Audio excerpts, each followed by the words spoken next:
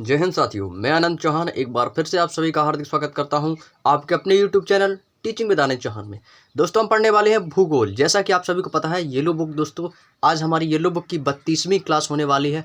अब तक की दोस्तों 31 क्लासें कंप्लीट हो चुकी हैं और जिन दोस्तों ने अभी तक उन क्लासों को नहीं देखा है तो एक बार आप सभी प्यारे दोस्त प्ले लिस्ट में जाकर उन क्लासों को देख सकते हैं और अपने आप दोस्तों जीके और जीएस को बेहतरीन बनाने के लिए, अच्छा स्कोर खड़ा करने के लिए आप दोस्तों इन क्लासों को जरूर देखिएगा। आप किसी भी कॉम्पिटिटिव एग्जाम की तैयारी कर रहे हैं, चाहे आप Delhi police constable, head constable, SI, किसी भी स्टेट पुलिस की आप तैयारी कर रहे हैं या आप एसएससी सीजीएल की तैयारी कर रहे हैं, एसएससी जीडी की तैयारी कर रहे हैं, किसी भी आप कॉम्पिटिटिव एग्जाम की तैयारी कर रहे हैं, ये बुक सामान्यतः दोस्तों आप लोगों के लिए बहुत ही ज़्यादा उपयोगी रहने वाली है। सभी एग्जाम के लिए काफ़ी लोगों के कमेंट आते हैं कि सर क्या एसएससी सीजीएल के लिए ये बुक सफिशिएंट है। भाई मैं बता दूं कि यदि आपने इस बुक को पढ़ लिया ना तो भाई जीके में आपका इतना अच्छा स्कोर आएगा कि शायद ही कोई इसका स्कोर कर पाए जीके में। तो जीके के लिए दोस्तों येलो बुक दोस्तों रामबाण रहने वाली है आपके लिए। कोई बुक हो या ना हो, येलो बुक आपके पास जरूर होनी चाहिए और आपको उसको बार बार रिवीजन भी करते रहना चाहिए। तो येलो बुक दोस्तों हम आप लोगों को कंप्लीट बुक करवाएंगे। ये न्यू एडिशन की साइंस की इसमें भी आपकी ऐड कर दी गई है। पहले इसमें दोस्तों आपकी साइंस नहीं थी, लेकिन अब जो न्यू एडिशन आया है येलो बुक का इसमें आपकी साइंस भी दी गई है। तो हम आपको साइंस भी कंप्लीट करवाएंगे बहुत जल्द। जैसा कि हम पढ़ने वाले हैं भूगोल और पूरा भूगोल भी हम कंप्लीट करेंगे दोस्तों पेज बाय पेज। जैसे हमने हिस्ट्री को कवर किया, पॉलिटी को कवर किया, वैसे ही दोस्तों हम सभी सब्जेक्टों को कवर करेंगे और वैसे ही भूगोल को भी कवर करेंगे। तो बिना देरी करते हुए वीडियो की स्टार्ट करते हैं दोस्तों। और वीडियो की स्टार्ट करने से पहले आपको बता दें कि यदि दोस्तों आप लोगों ने इस बुक को यदि कंप्लीट पढ़ लिया ना तो एग्जाम में दोस्तों आप सबसे आगे रहने वाले हैं। और वीडियो की स्टार्ट करने से पहले जिन दोस्तों ने अभी तक वीडियो को लाइक नहीं किया है तो एक बार सभी पर दोस्त वीडियो को लाइक ज़रूर कर दीजिएगा और अपने दोस्तों में शेयर जरूर कर दीजिएगा जो कॉम्पिटिटिव एग्जाम की तैयारी कर रहे हैं। और जो भी कैंडिडेट हमारे चैनल पर पहली बार विजिट किया हो तो प्लीज़ दोस्तों चैनल को सब्सक्राइब करके बेल आइकन को ऑन जरूर कर लीजिएगा, क्योंकि जब भी दोस्तों आपको येलो बुक का नोटिफिकेशन आए तो उसका मैसेज आपको सही समय पर मिल सके। तो चलिए दोस्तों बिना देरी के हम वीडियो की स्टार्ट करते हैं। जैसा कि दोस्तों हमने पिछली वीडियो में सूर्य, बुध, शुक्र के बारे में दोस्तों बहुत अच्छे से चर्चा की थी, तो वैसे ही दोस्तों हम पढ़ने वाले हैं आज चंद्रमा के बारे में। पृथ्वी का दोस्तों क्या है, एक उपग्रह है। पृथ्वी का उपग्रह कौन है? चंद्रमा है, आप सभी जानते हैं। और पिछली वीडियो में आपको हमने बताया था कि चंद्रमा क्या है दोस्तों, एक उपग्रह है। और वह किसका उपग्रह है? ये आपका दोस्तों पृथ्वी का उपग्रह है चंद्रमा। और पिछली वीडियो में दोस्तों हमने यहीं से क्लास को स्टॉप किया था और यहीं से दोस्तों आपकी आज क्लास फिर से स्टार्ट होने वाली है। तो क्लास को दोस्तों शुरू से लेकर एंड तक जरूर देखिएगा, तभी जाके दोस्तों आपको सारी बात समझ में आएंगी। तो चलिए दोस्तों वीडियो की स्टार्ट करते हैं बिना बात किए। तो दोस्तों पहला पॉइंट दिया गया है चंद्रमा। चंद्रमा को अंग्रेजी में क्या बोलते हैं दोस्तों? मून बोलते हैं। चंद्रमा की सतह व उसकी अतिरिक्त स्थिति का अध्ययन करने वाला विज्ञान सेलेनोलॉजी कहा जाता है। अब देखिए दोस्तों ये क्वेश्चन आपका इंग्लिश में भी बनता है और जीके जीएस में तो बनता ही है कि सेलेनोलॉजी का अध्ययन क्या कहलाता है। सेलेनोलॉजी का अध्ययन क्या कहलाता है? तो सीधी सी बात आपको याद रखना है कि चंद्रमा की सतह का अध्ययन करना सेलेनोलॉजी कहलाता है। सेकंड क्वेश्चन आपसे एग्जामिनर किस तरीके से आपके एग्जाम में क्वेश्चन बनेगा कि चंद्रमा का अध्ययन करने वाला विज्ञान कहलाता है। चंद्रमा का अध्ययन करने वाला विज्ञान क्या कहलाता है? सेलेनोलॉजी। जैसे कि दोस्तों जीव जंतुओं का अध्ययन करना क्या कहलाता है? बायोलॉजी कहलाता है नहीं, जूलॉजी, बॉटनी। तो ठीक वैसे ही दोस्तों आपका चंद्रमा का अध्ययन करना सेलेनोलॉजी कहा जाता है। याद रखिएगा, इंपॉर्टेंट है, इसको इंपॉर्टेंट लगाएंगे सभी पर। और कॉपी पेन साथ रख के बैठिएगा। मैं हर वीडियो में बार बार बोलता हूँ कि कॉपी पेन साथ रख के बैठिएगा। यदि आप कॉपी पेन साथ रख के नहीं बैठे हैं तो दोस्तों हमारे द्वारा कही गई बात आप कहीं ना कहीं आप मिस कर जाओगे, भूल जाओगे। तो इसलिए आप कॉपी पेन साथ रख के बैठिएगा, तुरंत उस पॉइंट को आप नोट कर लीजिएगा। और यदि आप इसका स्क्रीनशॉट लेना चाहते हैं तो स्क्रीनशॉट भी ले सकते हैं। और इस वीडियो का कंप्लीट पीडीएफ चाहते हैं तो आपको हमारे टेलीग्राम ग्रुप का लिंक ऑलरेडी डिस्क्रिप्शन में दिया गया है, तो वहाँ से जाके आप इसका फ्री पीडीएफ डाउनलोड कर सकते हैं। चलिए अगला पॉइंट है दोस्तों, चंद्रमा पर धूल के मैदान को शांति सागर कहते हैं। यह चंद्रमा का पिछला भाग है जिस पर अंधेरा रहता है। दोस्तों चंद्रमा कैसा रहता है? दोस्तों आप चंद्रमा तो देखे ही होंगे। चंद्रमा का भी हम आप लोगों को दोस्तों चित्र में भी दोस्तों आपको पूरा डेफिनेशन करके बताएंगे कि कहाँ पर क्या दिखता है। चंद्रमा पर दोस्तों क्या है? धूल के मैदान है, क्योंकि हम लोग कहाँ रहते हैं दोस्तों? पृथ्वी पर रहते हैं। ठीक है, पृथ्वी पर क्या है दोस्तों? जीवन संभव है। पृथ्वी पर जीवन संभव है, हवा भी है और पानी भी है, जिसके बिना दोस्तों हम अपना जीवन संभव है। यदि हम चंद्रमा पर पहुंचते तो दोस्तों चंद्रमा पर जीवन नहीं है। सीधी सी बात है कि चंद्रमा पर जीवन नहीं है। चंद्रमा पर दोस्तों आपको एक क्वेश्चन का आंसर देना होगा कि चंद्रमा पर सर्वप्रथम पैर रखने वाले व्यक्ति का नाम क्या है। चंद्रमा पर सर्वप्रथम पैर रखने वाले व्यक्ति का नाम क्या है। चंद्रमा पर सबसे पहले कौन गया था दोस्तों, आप सभी को पता होगा। बिल्कुल छोटा सा क्वेश्चन, आपने चौथी पांचवी क्लास में पढ़ा होगा। Neil Armstrong. नील आर्मस्ट्रांग जो थे ये दोस्तों चंद्रमा पर रखने वाले पहले व्यक्ति थे जिन्होंने दोस्तों चंद्रमा पर अपना पहला कदम रखा था। और दूसरा कौन थे, एडविन एल्ड्रिन। ये दोनों साथ में गए थे क्योंकि सबसे पहला कदम जो नील आर्मस्ट्रांग का पड़ा था, उसके बाद एडविन एल्ड्रिन का। तो ये दो वैज्ञानिक ऐसे हैं जो दोस्तों चंद्रमा की सतह पर अपने पहले कदम रखा था। तो दोस्तों उन्होंने क्या देखा कि चंद्रमा पर दोस्तों जीवन नहीं है, ना ही हवा है, ना ही ऑक्सीजन, ना ही पानी। तो यानी कि दोस्तों क्या है, धूल के मैदान है। तो दोस्तों वहाँ पर जो चंद्रमा के धूल के मैदान है उनको क्या कहा जाता है, चंद्रमा पर जो धूल के मैदान है उनको क्या कहा जाता है दोस्तों, शांति सागर। याद रखिएगा ये दोस्तों आप ये मत समझना कि मैं अपने मन से बोल रहा हूँ कि ये इंपॉर्टेंट है कि आपके एग्जाम में आएगा। ये दोस्तों आपके एग्जाम में आ चुके हैं, बार बार पूछे जाते हैं और इम्पोर्टेंट भी है, क्योंकि येलो बुक में वही चीज़ है जो आपके लिए इम्पोर्टेंट है, आपके एग्जाम के लिए इम्पोर्टेंट है। हमें ज़्यादा नहीं पढ़ना है, हमें सिर्फ क्या करना है, एग्जाम को क्वालिफाई करना है और फाइनल मेरिट लिस्ट में हमारा नाम आ जाए, बस हमें इतना ही चाहिए। हमें ज़्यादा कोई टीचर नहीं बनना है, हमें सिर्फ क्या करना है, एग्जाम को क्रैक करना है, एग्जाम में अच्छा स्कोर खड़ा करना है। तो हमें बस उतना ही पढ़ना है। तो याद रखिएगा क्या है दोस्तों, उनको क्या कहते हैं, धूल के मैदान को चंद्रमा पर शांति सागर कहते हैं। ये भी आप दोस्तों अपनी कॉपी में पॉइंट बनाकर लिख लीजिएगा कि चंद्रमा पर धूल के मैदान को क्या कहा जाता है, डैश करके लिखेंगे शांति सागर। नोट्स बनाना बहुत ज़रूरी है और उनका रिवीजन करना भी उससे भी ज़्यादा ज़रूरी है। अगला पॉइंट है, यह है चंद्रमा का पिछला भाग है जिस पर अंधेरा रहता है। और जो चंद्रमा के दोस्तों जो पिछला भाग है, पीछे का, वहाँ पर दोस्तों अंधेरा ही अंधेरा रहता है। अगला पॉइंट है कि चंद्रमा के दक्षिणी ध्रुव पर स्थित लीबनिट्ज़ पर्वत चंद्रमा पर स्थित है। कहाँ पर स्थित है दोस्तों, लीबनिट्ज़ जो पर्वत है ये आपका दोस्तों चंद्रमा पर स्थित है। अब दोस्तों हम चित्र के माध्यम से समझ लेते हैं। दोस्तों चंद्रमा पर दोस्तों क्या है, जीवन संभव नहीं है। सीधी सी बात है कि चंद्रमा पर दोस्तों जीवन संभव नहीं है, आपको मैंने अभी ही बताया था। ये दोस्तों क्या है दोस्तों, ये आप देख पा रहे होंगे, ये दोस्तों आपका क्या है दोस्तों, ये आपका चंद्रमा है। क्या है दोस्तों, चंद्रमा। यहाँ पर लिख लेंगे सभी प्यारे दोस्त चंद्रमा। ये दोस्तों आपका क्या है दोस्तों, चंद्रमा है। दूसरी चीज़, आपने कभी दोस्तों अनुमान लगाया है कि चंद्रमा में दोस्तों ये जो काले काले धब्बे दिखाई देते हैं, ये आप दोस्तों देख पा रहे होंगे, ये दोस्तों काले काले जो धब्बे दिखाई दे रहे हैं, ये काले काले धब्बे ये क्या हैं, क्या चंद्रमा पर ये क्या दिखाई देते हैं। ये कुछ आप लोगों को दोस्तों इस प्रकार से दिखाई दे रहा होगा। चंद्रमा, जब भी हम दोस्तों चंद्रमा की ओर देखते हैं तो हमें दोस्तों कुछ काले काले धब्बे दिखाई देते हैं। ये दोस्तों काले काले धब्बे जो हैं ये क्या है दोस्तों, ये दोस्तों आपके पर्वत हैं, कहीं गड्ढे हैं, कहीं पहाड़ हैं, कहीं ऊंची खाई सी है।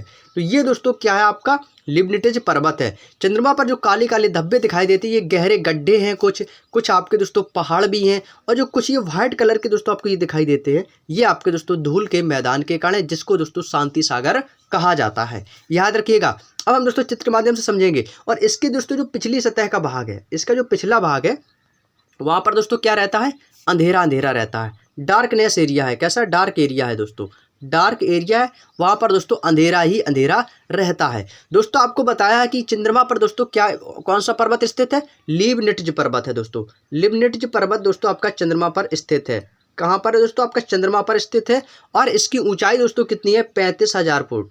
कितनी है दोस्तों, 35,000 फुट दोस्तों इस पर क्या है, इसकी ऊंचाई है लीबनिट्ज़ पर्वत की। और यदि आपके एग्जाम में दोस्तों ये भी क्वेश्चन बनता है कि लीबनिट्ज़ पर्वत की ऊंचाई कितनी है, तो आपको याद रखना है 35,000।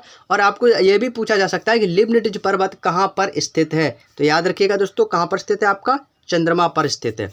लीबनिट्ज़ पर्वत आपका कहाँ पर स्थित है दोस्तों, चंद्रमा पर स्थित है। और चंद्रमा पर दोस्तों जो धूल के मैदान जो हमें दिखाई देते हैं, भूरे भूरे धूल के धूसर जो कण हैं, ये हमें धूल के मैदान दिखाई देते हैं, इनको क्या कहा जाता है, तो याद रखिएगा शांति सागर। क्या कहा जाता है दोस्तों, शांति सागर कहा जाता है। याद रखिएगा क्या कहा जाता है दोस्तों, शांति सागर कहा जाता है। उम्मीद है कि आप लोगों को ये पॉइंट फिगर के माध्यम से समझ में आ चुका होगा। ये काले काले धब्बे ये क्या हैं, और जो वाइट का जो कलर में दिखाई देते हैं कुछ धूल के मैदान जैसा, ये क्या है, तो ये क्या है दोस्तों, आपके शांति सागर कहा जाता है। और जो काले काले धब्बे हैं यहीं पर दोस्तों आपके क्या है, ये गड्ढे हैं, कुछ आपके पहाड़ हैं। ठीक है, तो जो पहाड़ है वो कौन सा है, लीबनिट्ज़ एक पर्वत है जिसकी ऊंचाई 35,000 फीट है। क्लियर। उम्मीद है दोस्तों आपको बहुत ही आसान तरीके से समझ में आ गया होगा।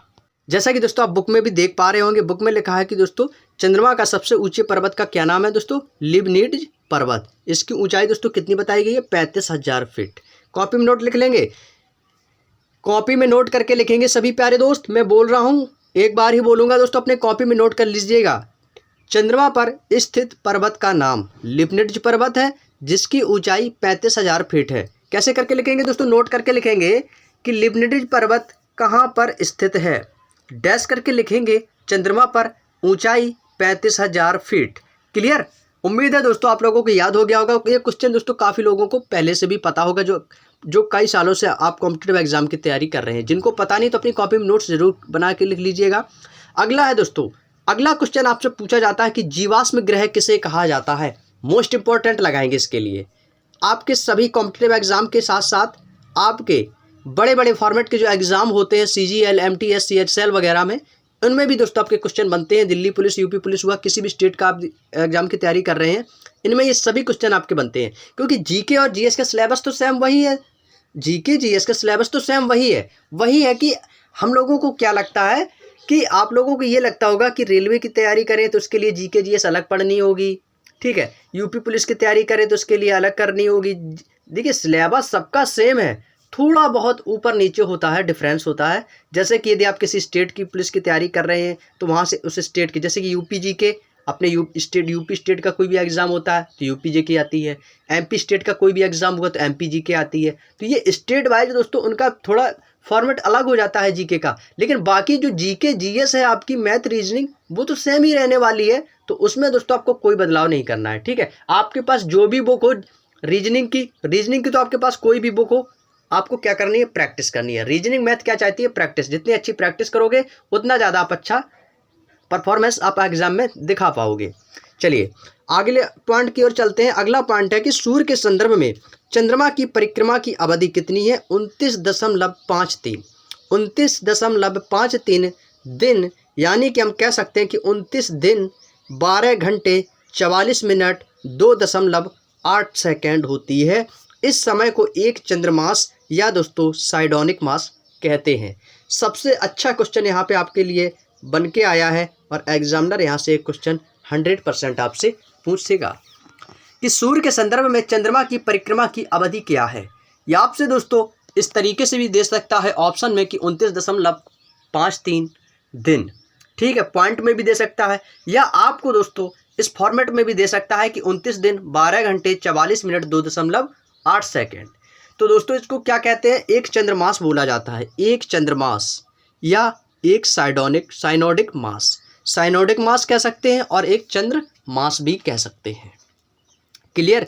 इस बात को आपको याद रखना होगा, कितना रहता है परिक्रमा की अवधि, 29.53। क्लियर। चलिए अगले पॉइंट की ओर चलते हैं। अगला है मोस्ट इंपॉर्टेंट लगाएंगे। सभी प्यारे दोस्त क्वेश्चन को ध्यान से समझेंगे। जो भी यहाँ पे आपको ये बॉक्स में मैंने ये बंद किया है कि पृथ्वी से चंद्रमा के 57% भाग को हम देख सकते हैं। कितने परसेंट भाग को दोस्तों, 57% हम भाग को देख सकते हैं। इसको दोस्तों सभी प्यारे दोस्त मोस्ट इंपॉर्टेंट लगाएंगे।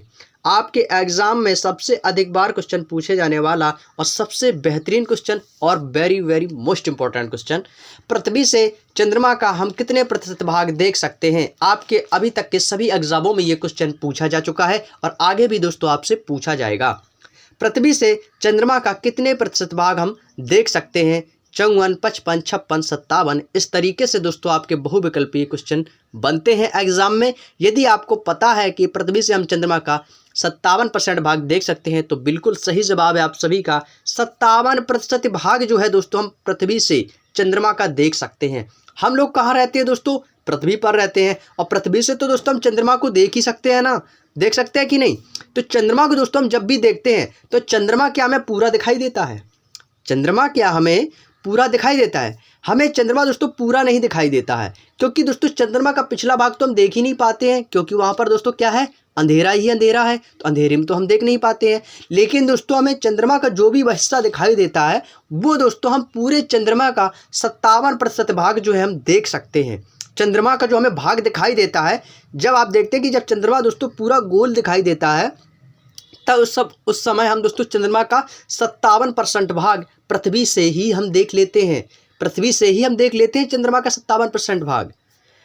क्लियर। चलिए, यदि आपसे कोई पूछ दे, एग्जामिनर पूछ दे या आपसे कोई भी कैंडिडेट यदि आपसे पूछ दे कि बताइए हम पृथ्वी से चंद्रमा का कितने प्रतिशत भाग देख सकते हैं, तो आपका जवाब होना चाहिए दोस्तों हम 57% भाग देख सकते हैं चंद्रमा का। और बाकी का क्यों नहीं देख सकते हैं? क्योंकि बाकी के भाग पर क्या है दोस्तों? अंधेरा है। क्लियर। चलिए, अगला है कि चंद्रमा व पृथ्वी के बीच की औसतन दूरी। यदि दोस्तों हम चंद्रमा और पृथ्वी के बीच की दूरी का दोस्तों यदि औसत दूरी देखी जाए तो दोस्तों आपकी है 3,84,365 किलोमीटर है। क्लियर दोस्तों, कितनी है? 3,84,365 किलोमीटर की दूरी है दोस्तों चंद्रमा और पृथ्वी की। यदि हमें चंद्रमा पर पहुंचना है तो दोस्तों हमें पृथ्वी से औसतन दूरी कितना जाना होगा? 3,84,365 किलोमीटर। याद रखिएगा, ये दूरी इंपॉर्टेंट क्वेश्चन है, आपको याद रखना होगा। अगले पॉइंट की ओर चलते हैं। चंद्रमा का अक्ष तल पृथ्वी के अक्ष के साथ 58.48 डिग्री का कोण बनाता है। कितने का बनाता है? 58.48 डिग्री का कोण बनाता है। चंद्रमा के अक्ष तल पृथ्वी के अक्ष के साथ कितना बनाता है दोस्तों?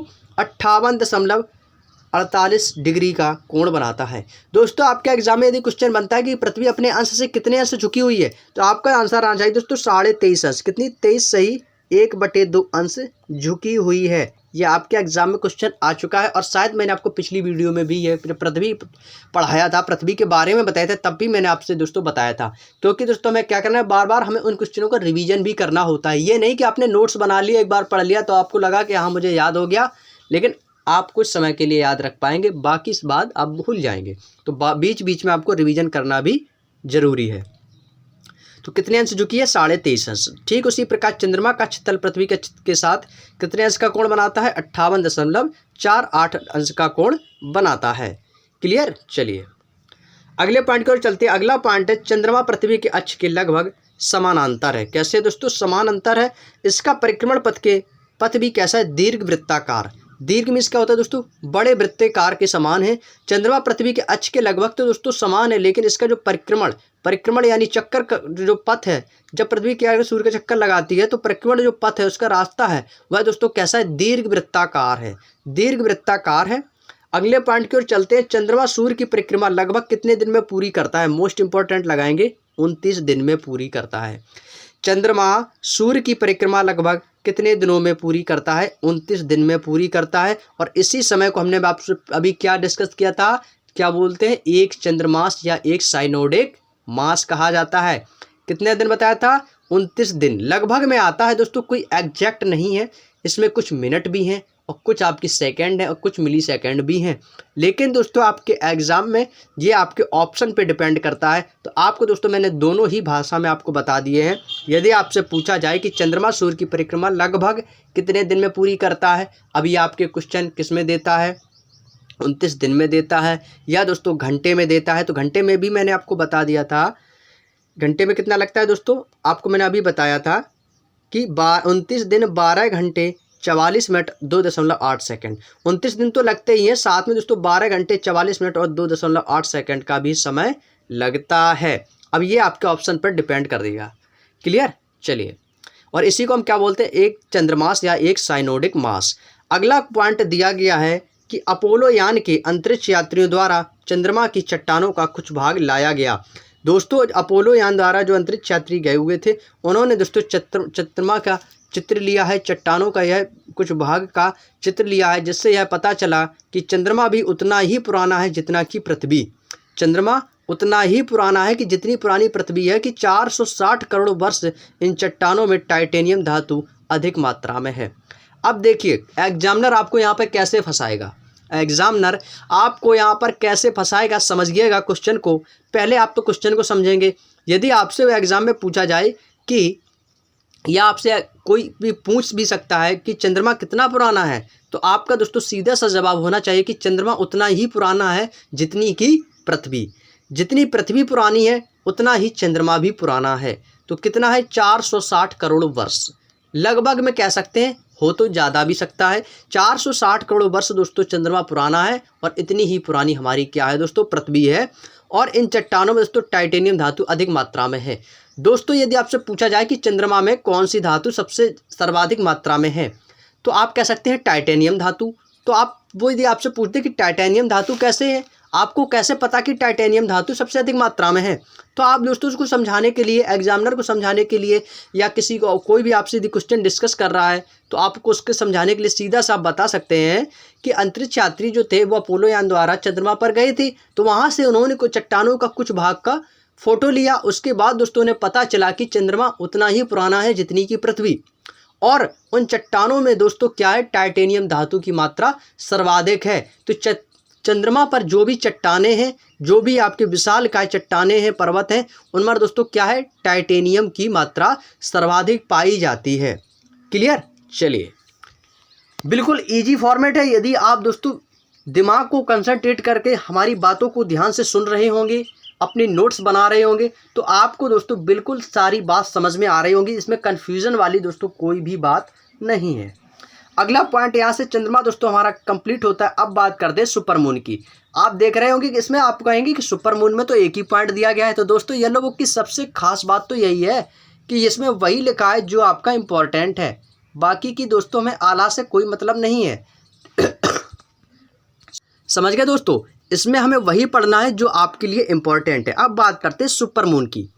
सुपरमून क्या होता है दोस्तों, जब चंद्रमा पृथ्वी के सबसे निकट होता है तो इस स्थिति को सुपरमून कहते हैं। अब आपको लगता होगा कि सुपरमून क्या है, चंद्रमा अलग है और क्या सुपर चंद्रमा अलग है? तो ऐसा बिल्कुल भी नहीं है दोस्तों। जब चंद्रमा पृथ्वी के सबसे निकट आ जाता है, जब चंद्रमा जो है वो पृथ्वी के सबसे निकट आ जाता है, तो उस स्थिति में उसको हम बोलते हैं सुपरमून। क्या बोलते हैं? सुपरमून। लेकिन जब पृथ्वी से दूर होता है तब वो क्या होता है, केवल मून होता है, केवल चंद्रमा होता है। लेकिन जब वो पृथ्वी के निकट आ जाता है तो दोस्तों उस स्थिति में उसको सुपरमून भी कहते हैं, और इससे दोस्तों पेरिजी फुल मून भी कहते हैं। पेरिजी फुल, ये आपको एग्जामिनर कंफ्यूज करने के लिए देगा। ठीक है, यदि आपको मान लेते हैं कि चंद्रमा आपको पता है कि जब चंद्रमा पृथ्वी से दूर रहता है तो वो दोस्तों क्या है, चंद्रमा ही है। अब सुपरमून कब होता है, तो ये जब चंद्रमा पृथ्वी के निकट आ जाता है तो सुपरमून कहते हैं। यदि एग्जामिनर आपसे पूछ दे कि पेरिजी फुल मून कब दिखाई देता है, पेरिजी फुल मून कब दिखाई देता है, अब आप कहेंगे पेरिजी फुल मून, ये तो मैंने पढ़ा भी नहीं था, मैंने तो सुपरमून के बारे में पढ़ा था। तो आपको दोस्तों ये भी याद रखना है, पेरिजी फुल मून सुपरमून को ही कहते हैं। एग्जाम में क्वेश्चन बनेगा पेरिजी फुल मून कब दिखाई देता है, ऑप्शन आपके सामने कुछ इस प्रकार से होंगे कि जब चंद्रमा पृथ्वी के सबसे निकट होता है, जब चंद्रमा पृथ्वी से सबसे दूर होता है। आपको इस टाइप से क्वेश्चन बनेंगे, तो आपको क्या देना है कि जब चंद्रमा पृथ्वी के सबसे निकट होता है तब आपका सुपर मून और पेरिजी मून बनता है। क्लियर। चलिए अगला पॉइंट को चलते हैं, ब्लू मून। ब्लू मून क्या होता है, नीला चंद्रमा होता है क्या? चलिए इसके बारे में भी जानते हैं, क्या होता है ये ब्लू मून। ब्लू मून दोस्तों क्या होता है, यह एक कैलेंडर माह में 2 पूर्णिमा हो तो दूसरी पूर्णिमा का चांद ब्लू मून कहलाता है। दोस्तों जब एक कैलेंडर यानी कि एक महीने में दोस्तों 2 पूर्णिमा होती हैं, देखिए एक पूर्णिमा होती है दोस्तों, एक अमावस्या होती है, समझ रहे हैं। जब एक कैलेंडर महीने यानी एक महीने में जब दोस्तों 2 पूर्णिमा हो तो दूसरी पूर्णिमा का जो चांद निकलता है दोस्तों ब्लू मून कहलाता है। जैसे कि दोस्तों मान लेते हैं कि आपका ये दोस्तों फरवरी का महीना है, यदि मान लेते हैं इस फरवरी में दोस्तों आपके 2 पूर्णिमाएँ हैं, 2 पूर्णमासी हैं, 2 पूर्णिमा हैं, तो दोस्तों जो पहली पूर्णिमा होगी और उसके बाद दोस्तों दूसरी पूर्णिमा होगी, जो आपका दूसरी पूर्णिमा के दिन चांद निकलेगा उसको हम बोलेंगे दोस्तों ब्लू मून। जैसे हम बोल सकते हैं आज ब्लू मून निकला है, लोग कहेंगे क्या नीला चांद निकला है, तो आप कहेंगे नहीं, नीला चांद नहीं निकला है, आज दोस्तों इस महीने की दोस्तों 2 पूर्णिमाएँ हैं, तो इसे दूसरी पूर्णिमा के दिन का जो चांद निकलता है उसको हम दोस्तों ब्लू मून कहते हैं। सिंपल सा फंडा है, आप समझ चुके होंगे। अगला है, इसका मुख्य कारण दोस्तों 2 पूर्णिमाओं के बीच 31 दिनों से कम का अंतराल होता है। इसका मुख्य कारण यही है कि दोस्तों ये 2 पूर्णिमाओं के बीच में जो 31 दिनों का अंतराल होता है, 31 दिनों का अंतर होता है। क्लियर। यदि एक महीने में दोस्तों क्या होती है, 2 पूर्णिमाएं, वैसे हर महीने में दोस्तों 1 पूर्णिमा, वैसे महीने में दोस्तों 1 पूर्णिमा होती है, लेकिन कभी कभी होता क्या है कि 2 पूर्णिमाएं भी पड़ जाती हैं, तो उनके बीच का डिफरेंट कितना होता है, 31 दिनों का अंतराल होता है, 31 दिनों का अंतर होता है। उम्मीद है दोस्तों आपको यह पॉइंट बिल्कुल अच्छी तरीके से समझ में आ गया होगा। तो चलिए दोस्तों इसी क्रम में आगे बढ़ते हैं। अब बात आती है दोस्तों बौने ग्रह। ये बौने ग्रह कौन कौन से हैं इनके बारे में भी चर्चा कर लेते हैं। दोस्तों बौने ग्रह, बौने ग्रह किसे कहा जाता है इसके बारे में जानते हैं। दोस्तों यहाँ पे पॉइंट दिया गया है, चलिए दोस्तों, बौने ग्रह हम कहते हैं कि जो ग्रह कहलाने के मापदंड पे खरे नहीं होते हैं वे बौने ग्रह कहलाते हैं, जो कि दोस्तों आपके अग्रलिखित हैं। कौन कौन से? यम, सेरस, चेरॉन और इरिस। ये दोस्तों वो ग्रह हैं जिनको बौने ग्रह की श्रेणी में रखा गया है। जैसे कि दोस्तों यम दोस्तों क्या है? ये भी आपका बौने ग्रह की श्रेणी में रखा गया है। सेरस भी, चेरॉन और इरिस, ये जो भी ग्रह हैं ये दोस्तों क्या है? ये ग्रह कहलाने के योग्य नहीं है। ये ग्रह कहलाने के योग्य नहीं है, इसलिए दोस्तों इन्हें अग्रलिखित यानी कि दोस्तों इन्हें बौने ग्रह की श्रेणी में रखा गया है। तो बौने ग्रह कौन कौन से हैं? यम, सेरस, चेरॉन, इरिस। इनकी संख्या कितनी है दोस्तों? 4। याद रखिएगा, 4 ग्रह ऐसे हैं जिन्हें बौने ग्रह की श्रेणी में रखा गया है। जो कि दोस्तों अभी ग्रह कितने हैं दोस्तों? आप सभी को पता होगा, 8 ग्रह हैं। कौन से कौन ग्रह हैं? 8 ग्रह हैं। 9 ग्रह नहीं है, आपको ऑप्शन में 9 ग्रह भी मिलेगा, लेकिन हमें लगाना कितना है दोस्तों? 8 ग्रह। क्लियर? चलिए याद रखिएगा, बौने ग्रह कौन कौन से हैं? यम, सेरस, चेरॉन और इरिस। अब बात आती है क्षुद्र ग्रह की। देखिए, जो इंपॉर्टेंट है उसमें हम डीपली जाएंगे, जो इंपॉर्टेंट नहीं तो उसमें दोस्तों बेफालतू का हम अपना समय नष्ट नहीं करेंगे। अगला पॉइंट है दोस्तों क्षुद्र ग्रह। क्षुद्र ग्रह क्या होता है? क्षुद्र ग्रह में दोस्तों पहले पॉइंट को समझेंगे। मंगल व बृहस्पति की कक्षाओं के बीच कुछ छोटे छोटे आकाशीय पिंड हैं जो सूर्य की परिक्रमा कर रहे हैं। क्लियर? चलिए, तो दोस्तों क्या है कि जब मंगल और बृहस्पति की कक्षाओं के बीच जो कुछ छोटे छोटे आकाशीय पिंड है वो दोस्तों सूर्य की परिक्रमा कर रहे हैं, तो उन्हीं को दोस्तों क्षुद्र ग्रह कहते हैं। आप दोस्तों फिगर के माध्यम से हम समझेंगे कि मंगल और बृहस्पति की कक्षाओं के बीच, चलिए फिगर के माध्यम से समझेंगे। जैसा कि दोस्तों आप फिगर में देख पा रहे होंगे कि मार्स और जुपिटर, ये क्या है दोस्तों? आपका मंगल है और ये आपका दोस्तों बृहस्पति है। हिंदी में लिख देता हूँ दोस्तों, मंगल और ये आपका है दोस्तों बृहस्पति। क्लियर? ये दोनों ग्रह, इन दोनों के ग्रह के जो बीच दोस्तों छोटे छोटे कण हैं, छोटे छोटे जो आकाशीय पिंड कहा जाता है इनको। आप दोस्तों फिगर में आपको दोस्तों कुछ हल्का सा समझ में आ रहा होगा, इनके बीच में दोस्तों जो भी छोटे छोटे आकाशीय पिंड आते हैं उनको दोस्तों हम क्या बोलते हैं? उनको दोस्तों हम बोलते हैं क्षुद्र ग्रह। इन दोनों के बीच दोस्तों, इन दोनों मंगल और बृहस्पति के बीच में दोस्तों जो भी छोटे छोटे आकाशीय पिंड हैं उनको दोस्तों हम बोलते हैं क्षुद्र ग्रह। क्या बोलते हैं दोस्तों? क्षुद्र ग्रह कहते हैं। क्षुद्र ग्रह कहते हैं। उम्मीद है दोस्तों आपको फिगर के माध्यम से कुछ तो समझ में आ रहा होगा। आपको दोस्तों कुछ तो समझ में आ रहा होगा कि मंगल और बृहस्पति के बीच में दोस्तों जो छोटे छोटे कण हैं उनको दोस्तों हम क्या बोलते हैं? आकाशीय पिंड कहते हैं, और उन्हीं को दोस्तों हम क्या बोलते हैं? क्षुद्र ग्रह कहते हैं। क्षुद्र ग्रह कोई अलग ग्रह नहीं होते हैं, ये दोस्तों इनके बीच दोस्तों जो छोटे छोटे आकाशीय पिंड हैं उनको दोस्तों हम क्षुद्र ग्रह कहते हैं। जैसे कि दोस्तों आपको बताया था कि सूर्य के सबसे नज़दीक ग्रह कौन सा है। जैसे कि ये दोस्तों आपका क्या है दोस्तों? ये आपका दोस्तों सूर्य है। ये आपका दोस्तों सूर्य है। सूर्य के सबसे नज़दीक ग्रह कौन सा है? मरकरी, बुध है। और आपको बताया था पृथ्वी हमारी कौन सी? ये है, जिसको दोस्तों हम क्या बोलते हैं? नीला ग्रह कहते हैं। नीला ग्रह कहते हैं। मंगल कैसा है दोस्तों? सबसे गर्म ग्रह भी है। और आपका दोस्तों ये कैसा होता है? लाल ग्रह भी इसको बोलते हैं, मंगल को लाल ग्रह। ठीक है। बृहस्पति क्या है? सबसे बड़ा ग्रह है, जिसको दोस्तों सभी ग्रहों का गुरु भी कहा जाता है, बृहस्पति। शनि के दोस्तों आप ये देख रहे हैं, ये दोस्तों क्या है? वलय। शनि के चारों ओर दोस्तों क्या है दोस्तों? वलय है। तो ये दोस्तों कौन सा है? आपका शनि है। ये दोस्तों क्या है? मंगल और शुक्र। मंगल और शुक्र के बीच में दोस्तों कौन सा ग्रह स्थित है? पृथ्वी। ये भी दोस्तों आपसे पूछा जाता है। मंगल और शुक्र के मध्य स्थित ग्रह का नाम क्या है दोस्तों? पृथ्वी भी है, जिस पर दोस्तों आपका जीवन संभव है। जीवन आपका पृथ्वी पर संभव है, और इसी पृथ्वी को दोस्तों हम नीला ग्रह भी कहते हैं। और बाकी के दोस्तों आपके यूरेनस और ये आपका नेपच्यून हुआ। ठीक है। ये ग्रह दोस्तों आपका कट, यानी कि दोस्तों हम कह सकते हैं प्लूटो, यानी कि यम, इसको दोस्तों किस श्रेणी में रखा गया है? बौने ग्रह की श्रेणी में रखा गया है। ये आपका दोस्तों ग्रह नहीं है। पहले दोस्तों हम क्या बोलते थे? कितने ग्रह थे? 1 2 3 4 5 6 7 8 9 ग्रह बोलते थे। लेकिन दोस्तों अब ग्रहों की संख्या कितनी है दोस्तों? 8 है। और बाकी का जो नवा ग्रह कौन था? प्लूटो। इसको दोस्तों बौने ग्रह की श्रेणी में रखा गया है। इस कारण दोस्तों इसको ग्रह में काउंट नहीं करेंगे। क्लियर? चलिए, उम्मीद है दोस्तों आपको समझ में आ गया होगा। अब चलते हैं अपने दोस्तों नेक्स्ट पॉइंट की ओर। क्लियर? तो वही दोस्तों आपको इसमें बुक में भी दिया गया है कि मंगल और बृहस्पति की कक्षाओं में दोस्तों जो छोटे छोटे आकाशीय पिंड हैं जो सूर्य की परिक्रमा भी कर रहे हैं, तो उनको दोस्तों हम क्या कहते हैं? क्षुद्र ग्रह कहते हैं।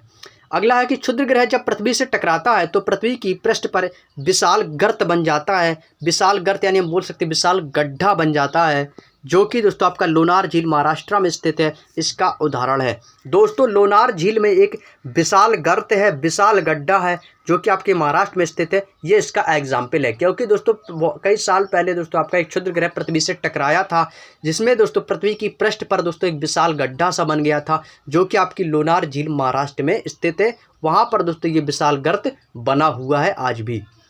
अगला पॉइंट है फोरवेस्टा, एकमात्र क्षुद्र ग्रह है जिसे दोस्तों फोरवेस्टा भी एक कैसा है दोस्तों, ये भी एक क्षुद्र ग्रह है जिसको दोस्तों आप नंगी आंखों से या नग्न आंखों से देख सकते हैं। फोरवेस्टा एक ऐसा क्षुद्र ग्रह है जिसे दोस्तों आप नग्न आंखों से भी देख सकते हैं, क्योंकि बाकी के ग्रहों को दोस्तों हम नग्न आंखों से नहीं देखते हैं। जानते हो उसको हम किससे देखते हैं? सूक्ष्मदर्शी से देखते हैं। लेकिन जो आपका दोस्तों ये वाला क्षुद्र ग्रह है, इसे दोस्तों हम नग्न आंखों से देख सकते हैं। क्या कर सकते हैं? नग्न आंखों से हम देख सकते हैं। क्लियर? चलिए अगले पॉइंट की ओर चलते हैं दोस्तों। धूमकेतु क्या होता है इसके बारे में भी जानते हैं दोस्तों। सौरमंडल के छोर पर बहुत ही छोटे छोटे अरबों पिंड मौजूद हैं, जो धूमकेतु या पुच्छल तारे कहलाते हैं। पुच्छल तारे का नाम आप तो सुना होगा, धूमकेतु तारे के बारे में तो आपने नाम तो सुना ही होगा। आप इनके बारे में नहीं जानते, लेकिन इनका नाम तो आपने सुना ही होगा। जो दोस्तों पुच्छल तारे होते हैं, जो धूमकेतु तारे होते हैं, ये दोस्तों सौरमंडल की छोर पर सबसे किनारे दोस्तों बहुत ही छोटे छोटे अरबों पिंडों में मौजूद हैं, जिन्हें दोस्तों हम धूमकेतु या पुच्छल तारे कहते हैं। धूमकेतु जो तारा होता है, यह दोस्तों इसकी पूंछ हमेशा सूर्य से दूर होती हुई दिखाई देती है। सूर्य से दोस्तों इनकी पूंछ जो होती है वो हमेशा हमें दूर दिखाई देती है। और एक हैली नामक तारा है, जो दोस्तों प्रत्येक 76 वर्षों बाद दिखाई देता है। ये दोस्तों क्वेश्चन पे आप सभी प्यारे दोस्त बहुत ही ज़्यादा इम्पोर्टेंट लगाएंगे। अब तक के आपके SSC के सभी एग्ज़ामों में, स्टेट लेवल के सभी एग्जामों में ये दोस्तों आपके क्वेश्चन पूछे जा चुके हैं, बार बार रिपीट होते हैं कि हैली नामक धूमकेतु तारा कितने वर्ष बाद दिखाई देता है। हैली नामक, इसमें हैले लिखा है, कुछ बुकों में हैली भी लिख के आता है। तो हैली नामक धूमकेतु तारा कितने वर्षों बाद दिखाई देता है? तो आपको याद रखना है दोस्तों 76 वर्षों बाद। हर प्रत्येक 76 वर्ष बाद दोस्तों कि हैली नामक धूमकेतु तारा हमें दिखाई देता है। यह कब दिखा था? यह अंतिम बार जो है कब दिखा था? ये दोस्तों 1986 में दोस्तों ये हैली नामक धूमकेतु तारा हमें दिखाई दिया था। लेकिन अब 1986 के बाद प्लस 76 वर्ष, यानी कि प्रत्येक 76 वर्ष बाद यह अगली बार दोस्तों हमें 2062 में दिखाई देगा। कब दिखाई देगा दोस्तों? 2062 में हैली नामक धूमकेतु तारा हमें दिखाई देगा। लेकिन यह कब दिखाई दिया था? 1986 में। तो 1986 से 76 साल बाद आपका 2062 आ रहा है, तो यह तारा आपका 2062 में दिखेगा। क्लियर? मेन इंपॉर्टेंट पॉइंट आपको ये तीनों ही याद रखने हैं, ये तीनों याद रखने हैं कि हैली नामक धूमकेतु तारा प्रत्येक कितने वर्ष बाद दिखाई देता है? 76 वर्ष। कब दिखा था? 1986 में। कब दिखाई देगा? 2062 में। क्लियर? चलिए इंपॉर्टेंट है, भूलना मत सभी प्यारे दोस्त, नोट्स जरूर बना लीजिएगा। अब बात करते हैं दोस्तों पृथ्वी की गतियां। अब यहाँ से दोस्तों हम बात करेंगे पृथ्वी की गतियों के बारे में। दोस्तों आप सभी जानते हैं पृथ्वी की कितनी गतियाँ हैं? पृथ्वी की दोस्तों 2 गतियाँ हैं। कौन कौन सी हैं? पहली आपकी घूर्णन गति है, जिसको हम दैनिक गति भी बोलते हैं। एक है परिक्रमण गति, जिसको बोलते हैं वार्षिक गति। सबसे पहले जानेंगे घूर्णन गति और दैनिक गति के बारे में। यह एक पॉइंट दोस्तों हम आपको पिछली वीडियो में भी आपको बता चुके हैं कि दिन रात का होना किसके कारण होता है? घूर्णन गति के कारण होता है, दैनिक गति के कारण होता है। तो वही पॉइंट आपका आज फिर रिपीट कर देता हूं दोस्तों कि पृथ्वी सदैव अपने अक्ष पर पश्चिम से पूर्व की ओर घूमती है। यह भी दोस्तों हमने आपको पिछली क्लासों में बताया था कि पृथ्वी का जो अपने अक्ष से किस दिशा की ओर घूमती है, तो पश्चिम से पूर्व की ओर घूमती है, ना कि पूर्व से पश्चिम की ओर। तो याद रखिएगा, पृथ्वी सदैव अपने अक्ष पर पश्चिम से पूर्व की ओर और पृथ्वी की इस घूर्णन गति भी कहते हैं। और इसी के कारण दोस्तों दिन और रात होते हैं।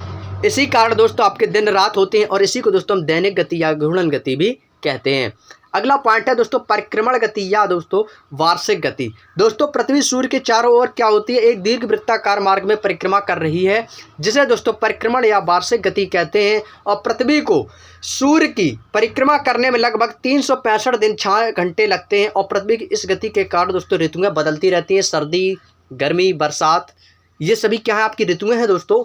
इन्हीं के कारण दोस्तों आपकी ऋतुएं भी बदलती हैं, क्योंकि एक वर्ष में कितने दिन होते हैं? 365 दिन और 366 दिन।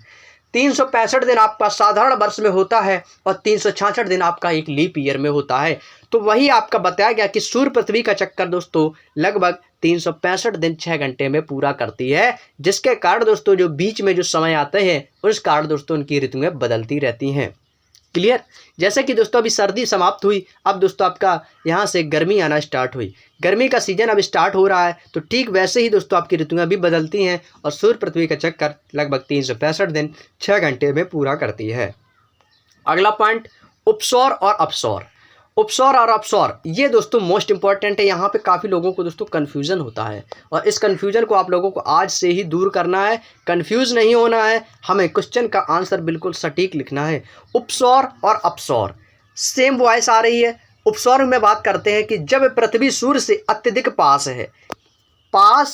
है। आज से आपका कन्फ्यूजन बिल्कुल दूर हो जाएगा हमेशा के लिए। उपसौर जब पृथ्वी सूर्य से अत्यधिक पास है उसे हम क्या कहेंगे, उपसौर। ये कब मनाया जाता है, 3 जनवरी को होता है। उपसौर कब होता है, 3 जनवरी को। अब बात करते हैं अपसौर।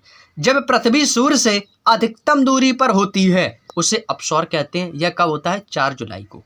क्लियर। यानी कि दोस्तों अधिकतम पास अधिकतम दूरी, अधिकतम पास अधिकतम दूरी, अधिकतम पास है उपसौर में और अधिकतम दूरी है अपसौर में। उपसौर मनाया जाता है 3 जनवरी को होता है, अपसौर होता है 4 जुलाई को। उम्मीद है दोस्तों आपको समझ में आ गया होगा। यानी कि दोस्तों यदि आपके एग्जाम में क्वेश्चन बने कि जब इस पृथ्वी सूर्य से अधिकतम पास होती है तब उपसौर होता है या अपसौर, तो आपको जवाब देना है उपसौर। उपसौर अत्यधिक पास होगी जब सूर्य पृथ्वी के 3 जनवरी को। और अपसौर के दिन क्या होता है दोस्तों, पृथ्वी जो है वो सूर्य से अधिक दूरी पर स्थित होती है, तो यह आपका 4 जुलाई को होता है। उपसौर 3 जनवरी को और अपसौर आपका 4 जुलाई को। जब आप इस बात को बार बार बोलेंगे, दिमाग को कंसंट्रेट करके पढ़ेंगे तो आपको कन्फ्यूज़न बिल्कुल भी नहीं होगा। अब बात करते हैं एपसाइड रेखा। एपसाइड रेखा क्या होती है, एपसाइड रेखा क्या होती है दोस्तों। एपसाइड रेखा उपसौरिक व अपसौरिक, जैसा कि अभी मैंने आपको बताया था, उपसौरिक व अपसौरिक को मिलने वाली काल्पनिक रेखा सूर्य के केंद्र से होकर गुजरती है। इसे ही दोस्तों एपसाइड रेखा कहते हैं। एपसाइड रेखा दोस्तों क्या है, यह उपसौर और अपसौर को मिलने वाली एक काल्पनिक रेखा है जो सूर्य के केंद्र से होकर गुजरती है और इसी को हम एपसाइड रेखा कहते हैं। यदि आपने इस पॉइंट को एक बार समझ लिया और यहाँ से यदि आपके एग्जाम में क्वेश्चन बना तो 100% है कि आप इसका आंसर बिल्कुल सही उत्तर देंगे। ठीक है, बस आपको इतना याद रखना है कि उपसौर और अपसौर की मिलाने वाली एक काल्पनिक रेखा जो सूर्य के केंद्र से होकर गुजरती है उसको हम दोस्तों एपसाइड रेखा कहते हैं। क्लियर। चलिए, यदि आपका कोई भी पॉइंट मिस हो रहा हो तो आप वीडियो को दोस्तों बैक करके भी बाद में आप देख सकते हैं। और दोस्तों यदि आपको वीडियो अच्छा लग रहा हो, आपको लग रहा हो कि वाकई यह वीडियो हमारे लिए हेल्पफुल है, आपको हमारे द्वारा कही गई बातें सही से समझ में आ रही हैं, तो आप दोस्तों प्लीज़ वीडियो को लाइक करना बिल्कुल भी मत भूलिएगा। आपके द्वारा एक एक लाइक किया गया, एक एक कमेंट किया गया सभी बंदे का हमें दोस्तों बहुत मोटिवेशन देता है। आप लोगों का एक एक लाइक मुझे बहुत मोटिवेशन देता है, जिससे मैं आप लोगों के लिए बेहतर से बेहतर करने का प्रयास कर सकूं। और आप लोगों के सपोर्ट की वजह से आज ये हमारी फैमिली दोस्तों 1800 सब्सक्राइबर दोस्तों 1800 प्लस सब्सक्राइबर्स दोस्तों हमारी इस टीम में कंप्लीट हो चुके हैं। 1800 प्लस सब्सक्राइबर दोस्तों कंप्लीट हो चुके हैं। अब दोस्तों हमें 200 सब्सक्राइबर की और ज़रूरत है और आप लोगों के पास दोस्तों 31 दिनों का समय है। आप लोगों को दोस्तों पास 31 दिनों का समय है। 31 दिनों में आपको दोस्तों 200 सब्सक्राइबर और आपको ऐड करने हैं इसमें। अपने सभी दोस्तों में इस वीडियो का लिंक दोस्तों, इस चैनल के लिंक दोस्तों आप शेयर कीजिएगा और सपोर्ट कीजिएगा दोस्तों अपने इस छोटे भाई का, जो आपके लिए दोस्तों बेहतर से बेहतर करने का प्रयास कर सके। तो दोस्तों 31 दिनों का समय आप लोगों को दोस्तों इस teaching with Anand Chauhan family को 2000 फैमिली करना है। कितना करना है दोस्तों, ये फैमिली को 2000 का दोस्तों समूह बनाना है, 2000 सब्सक्राइबर्स दोस्तों कंप्लीट कराने हैं। तो यह दोस्तों सिर्फ आप लोगों के प्यार और सपोर्ट की वजह से ही हो पाएगा। जैसा कि दोस्तों अभी तक हमारे चैनल पर 1000 सब्सक्राइबर थे, तो धीरे धीरे दोस्तों हमारे सब्सक्राइबर आप लोगों के सपोर्ट की वजह से इंक्रीज़ हुए हैं। तो ठीक वैसे ही दोस्तों आपको 200 सब्सक्राइबर और कंप्लीट करवाने हैं, जिससे दोस्तों यह हमारी फैमिली आपके अपनी फैमिली 2000 सब्सक्राइबर्स कंप्लीट कर सके। तो उम्मीद है दोस्तों आप अगले महीने में आप इस फैमिली को 2000 का सब्सक्राइबर्स ज़रूर सपोर्ट करेंगे। तो उम्मीद है तो आप वीडियो को लाइक शेयर जरूर कीजिएगा और चैनल पर यदि आप पहली बार विजिट किए हो तो चैनल को सब्सक्राइब करके बेल आइकन को ऑन जरूर कर लीजिएगा ताकि ऐसे ही इंटरेस्टिंग वीडियोस आपको सही समय पर मिलती रहें। अगला पॉइंट है अक्षांश रेखा। अक्षांश रेखा दोस्तों विषुवत वृत्त के उत्तर तथा दक्षिण, नॉर्थ और साउथ, यानी बोल सकते हैं एनएस, क्या बोल सकते हैं एनएस, नॉर्थ एंड साउथ में भूमध्य रेखा समांतर स्थित काल्पनिक रेखाओं को अक्षांश रेखा कहा जाता है। अक्षांश रेखाएं कौन सी होती है दोस्तों? ये विषुवत रेखा के उत्तर और दक्षिण के भूमध्य रेखा के समानांतर में स्थित काल्पनिक रेखाओं को ही दोस्तों अक्षांश रेखा कहते हैं। और भूमध्य रेखाओं के उत्तर में स्थित अक्षांश रेखाओं को लिए उत्तरी अक्षांश रेखाएं व दक्षिणी अक्षांश में स्थित को हम दक्षिणी अक्षांश रेखाएं कहते हैं। जो आपके दोस्तों उत्तरी अक्षांश में रेखाएं होंगी उनको उत्तरी अक्षांश रेखाएं कहेंगे और जो आपके दक्षिण में स्थित रेखाएं होंगी उनको हम दक्षिणी अक्षांश रेखाएं कहते हैं। एक पॉइंट दोस्तों बुक में नोट करके दिया गया है, तो आप भी दोस्तों इसको इंपॉर्टेंट लगा के कॉपी में नोट जरूर कर लीजिएगा कि भूमध्य रेखा 0 अंश की अक्षांश रेखा है, अतः इस पर स्थित सभी स्थानों का अक्षांश कैसा होगा? 0 होगा। दोस्तों भूमध्य रेखा दोस्तों कैसी है? ये 0 अक्षांश की रेखा है, 0 डिग्री अंश की रेखा है और इस पर स्थित जितने भी स्थान होंगे उनका भी अक्षांश कैसा होगा दोस्तों? 0 ही होगा। कैसा होगा? 0 ही होगा, क्योंकि दोस्तों भूमध्य रेखा का जो अक्षांश ही जब 0 है तो उसका सभी जगह मान भी कैसा होगा? 0 ही रहेगा। अब बात आती है कर्क रेखा और मकर रेखा की।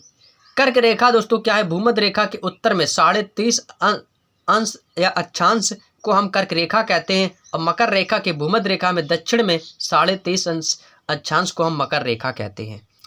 कर्क को याद रखेंगे उत्तर से और मकर को याद रखेंगे दक्षिण से, और सेम की डिग्री वैल्यू जो है वो दोनों की 23.5 अंश है। कितनी है? 23.5 अंश है। आपके कर्क रेखा का अक्षांश भी 23.5 अंश है और मकर रेखा का भी अक्षांश 23.5 अंश है। कर्क रेखा दोस्तों आपके भूमध्य रेखा के उत्तर में होकर गुजरती है और मकर रेखा आपके भूमध्य रेखा के दक्षिण से होकर गुजरती है 23.5 अक्षांश पर। उम्मीद है समझ गए होंगे। कर्क आपका उत्तर में और मकर आपका दक्षिण में। क्लियर? चलिए अगले पॉइंट की ओर चलते हैं। अब बात आती है दोस्तों देशांतर रेखाओं की। देशांतर रेखा क्या होती है? मोस्ट इंपॉर्टेंट लगाएंगे, इसको भी समझेंगे। देशांतर रेखा दोस्तों उत्तरी ध्रुव को दक्षिणी ध्रुव से मिलाने वाली काल्पनिक रेखाओं को देशांतर रेखाएं कहते हैं। अब तक का सबसे मोस्ट इंपॉर्टेंट क्वेश्चन आपके दोस्तों 10th से जो पिछली परीक्षाएं आपने दी होंगी 9th 8th में, जिसमें आपने भूगोल को दोस्तों पढ़ा होगा, तो उसमें आपने देशांतर रेखाओं के बारे में जरूर पढ़ा होगा। तो दोस्तों उत्तरी ध्रुव को यानी कि दोस्तों एन नॉर्थ और साउथ ध्रुव को मिलाने वाली काल्पनिक रेखाओं को दोस्तों हम देशांतर रेखा कहते हैं। उत्तरी ध्रुव को दक्षिणी ध्रुव से मिलाने वाली काल्पनिक रेखा को हम देशांतर रेखा कहते हैं। बिल्कुल सिंपल सी परिभाषाएं हैं दोस्तों, बिल्कुल सिंपल सी परिभाषाएं हैं। इनको दोस्तों आपको याद रखना होगा, रटना नहीं है, सिर्फ आपको समझना है और याद रखना होगा। रटने से दोस्तों हमें कोई चीज़ याद नहीं होती है, समझ गए? जिस बात को आपने एक बार समझ लिया तो आप दोस्तों उसे सालों साल तक नहीं भूल पाएंगे। इसलिए हमेशा दोस्तों चीज़ों को रटना नहीं है, सिर्फ चीज़ों को समझना है। देशांतर रेखाएं दोस्तों समांतर नहीं होती हैं। आपको दोस्तों जवाब हाँ या ना में भी पूछ सकता है, क्या देशांतर रेखाएं समान होती हैं?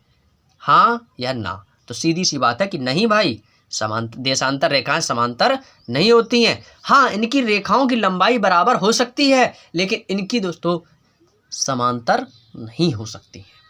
लंबाई तो इनकी इक्वल होगी लेकिन समानांतर नहीं होगी। इंग्लैंड के ग्रीनविच स्थान से गुजरने वाली देशांतर रेखा को प्रधान मध्य रेखा माना गया है और इसके देशांतर का मान 0 अंश है। पॉइंट में दोस्तों कहा गया है कि इंग्लैंड के ग्रीनविच स्थान, इंग्लैंड में दोस्तों एक स्थान है ग्रीनविच, उस स्थान से गुजरती है हमारी देशांतर रेखा, जिसको दोस्तों प्रधान या मध्याह्न रेखा, बीच की रेखा माना गया है। इसके देशांतर का मान कैसा है दोस्तों? 0 है, 0 अंश है। ग्रीनविच स्थान याद रखिएगा। और आपको बता दें कि प्रधान मध्यांश रेखा के बाईं ओर की रेखा दोस्तों पश्चिमी देशांतर व दाएं ओर की रेखाएं पूर्वी देशांतर कहलाती हैं।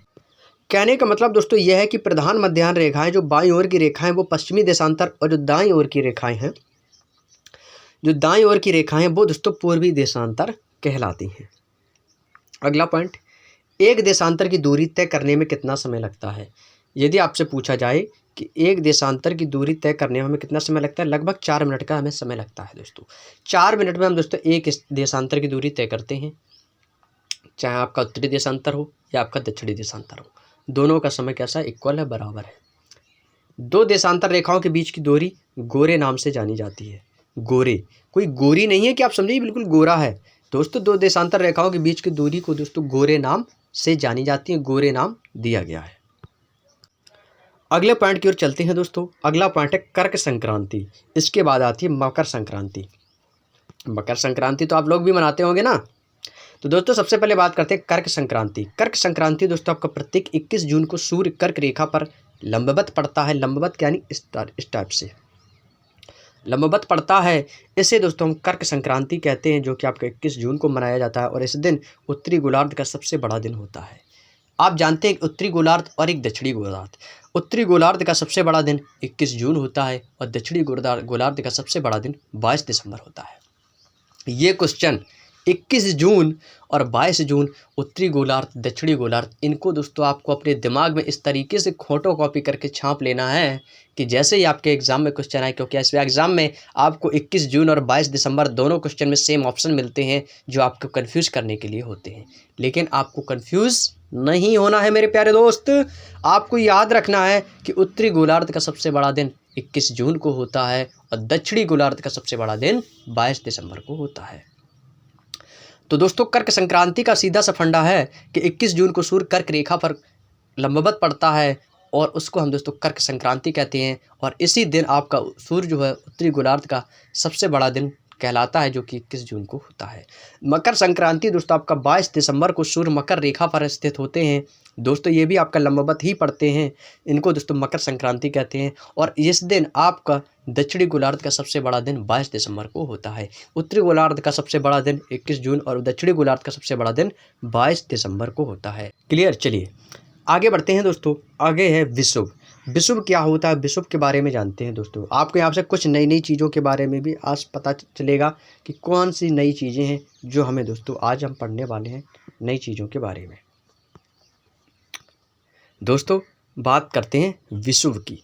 विषुव यह पृथ्वी पर वह स्थिति है जब सूर्य की किरणें विषुवत रेखा पर दोस्तों कैसी पड़ती है, लंबवत पड़ती हैं। तो संपूर्ण पृथ्वी पर दिन और रात कैसे होते हैं, बराबर होते हैं।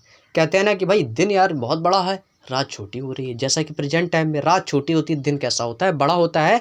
25 दिसंबर के बाद दोस्तों दिन बड़ा होने लगता है और दिन और रात बराबर भी होते हैं। जी हाँ, दिन और रात आपके बराबर भी होते हैं। कब होते हैं, जब पृथ्वी की स्थिति सूर्य की किरणें विषुवत रेखा पर लंबवत पड़ती हैं, तब दोस्तों पूरी पृथ्वी पर दिन और रात इक्वल होते हैं, जो कि आपका 23 सितंबर 21 मार्च को यह स्थिति होती है। इसमें दोस्तों शरद विषुव व बसंत विषुव भी कहते हैं। इस दिन क्या होता है दोस्तों, आपके इन दोनों दिन 23 सितंबर और 21 मार्च, जैसा कि दोस्तों आपका मार्च स्टार्ट होने वाला है, तो 21 मार्च को यह स्थिति आपकी होने वाली है कि आपका दिन और रात बराबर होगा। जितने घंटे का दिन होगा उतने ही घंटे की आपकी रात होगी। क्लियर। अगला पॉइंट है, नोट करके दिया गया है, तो आप भी दोस्तों अपना नोट करके जरूर लिख लीजिएगा कि पृथ्वी को अपने अक्ष पर झुकी होने के कारण दिन व रात का छोटा बड़ा होना होता है। दिन और रात का छोटा बड़ा होना है, यानी कि दोस्तों पृथ्वी अपने अक्ष पर 23.5 अंश, 23 सही 1/2 अंश पर झुकी हुई है। तो दोस्तों यह झुके होने का कारण दोस्तों दिन और रात का छोटा बड़ा होता है। दिन और रात का छोटा बड़ा ही होना पृथ्वी का 23.5 अंश का झुका होने का कारण है। क्लियर। चलिए अगला पॉइंट है दोस्तों सूर्य ग्रहण और चंद्र ग्रहण। सूर्य ग्रहण क्या होता है, चंद्र ग्रहण क्या होता है, इसके बारे में जो हम चर्चा करेंगे दोस्तों वो करेंगे नेक्स्ट वीडियो में। नेक्स्ट वीडियो में हम दोस्तों सूर्य ग्रहण और चंद्र ग्रहण के बारे में चर्चा करेंगे कि सूर्य ग्रहण क्यों होता है और कब होता है, चंद्र ग्रहण क्यों होता है और कब होता है। इसके बारे में दोस्तों भी हम विशेष चर्चा करेंगे, बहुत ही शानदार तरीके से इसमें डीपली पढ़ेंगे, क्योंकि ये क्वेश्चन ऐसे हैं जो आपको दोस्तों एग्जाम में कंफ्यूज करते हैं। लेकिन यहाँ से दोस्तों आपके सारे डाउट क्लियर होंगे, सारे पॉइंट्स क्लियर होंगे और आप कंफ्यूज भी नहीं होंगे और एग्ज़ाम में आप दोस्तों बहुत ही अच्छा स्कोर खड़ा करेंगे। तो आज की जो क्लास है दोस्तों हम यहीं तक रखेंगे और जब भी दोस्तों इसका नेक्स्ट वीडियो आएगा तो दोस्तों हम सूर्य ग्रहण से उस क्लास को स्टार्ट करेंगे, क्योंकि आपसे वादा किया है कि येलो बुक को हम कंप्लीट बुक का सॉल्यूशन आपको करवाएंगे और वो भी पेज बाय पेज। अच्छे से पढ़ेंगे, कम पढ़ेंगे, बेहतर पढ़ेंगे, सटीक पढ़ेंगे और आप एग्ज़ाम में दोस्तों अच्छा स्कोर खड़ा करेंगे, ऐसी मैं आपसे उम्मीद करता हूं। तो दोस्तों आज की क्लास आप लोगों को कैसी लगी है तो कमेंट बॉक्स में ज़रूर बताइएगा, और कमेंट में आप लोगों का जो भी डाउट हो, जो भी आपका इस बुक से रिलेटेड जो भी क्वेश्चन आपके मन में उठ रहा हो, तो आप हमें कमेंट बॉक्स में बेफिक्र होकर पूछ सकते हैं। और मैं आप सभी प्यारे दोस्तों की एक एक कैंडिडेट की सभी के कमेंट पढ़ता हूं और सभी का रिप्लाई भी देता हूं। तो दोस्तों आपका जो भी डाउट हो तो आप हमें कमेंट बॉक्स में पूछ सकते हैं। ये भाई हो सकेगा जितनी आप लोगों के लिए मेहनत करने के लिए तैयार हूँ, जितना मुझसे होगा मैं उतना आप लोगों के लिए हेल्प करूँगा। तो चलिए दोस्तों आज की जो वीडियो है यहीं तक रखेंगे, मिलेंगे नेक्स्ट वीडियो में। तब तक के लिए आप सभी प्यारे दोस्तों का बहुत बहुत धन्यवाद। जय हिंद, जय भारत, वंदे मातरम, शुभ रात्रि।